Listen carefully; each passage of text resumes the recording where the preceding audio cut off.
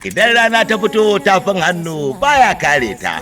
Aure sunnar manzon Allah sallallahu alaihi wa sallama. A madadin yan uwa da abokan arziki, mai girma dan mai girma, mai daraja dan mai daraja, mai mutunci dan mai mutunci, Alhaji Dr. Aliyu Abubakar JP Fiban, sarkin zabarmawan yamma da kudancin Najeriya, kuma sardaunan zabarmawan yamma, sannan sardaunan zabarmawan yamma na jihohi 17 da ke kudancin Najeriya, kuma sarkin faila na jihohin Najeriya, kuma sarkin faila na jihohin kudancin Najeriya, kuma shine uban marayu da zawarawa. Yana gayyatar al'umma zuwa wajen ɗaurin auren yarsa Gambiya Uzaima Zarmakwai Ali, watan Uzaima Esther Malmalai yarinya, da angonta Alhaji Ibrahim Abbas sarkin bakin yamma, wanda za a yi insha Allah kamar haka.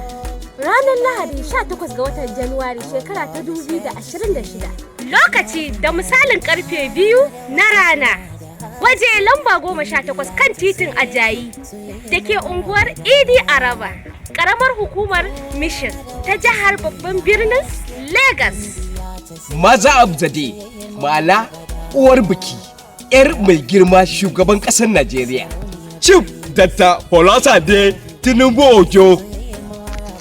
Uban biki, mai girma gwamnan jihar Birnin Kebbi, mai girma Dr. Nasir Idris ƙauren Gwandu.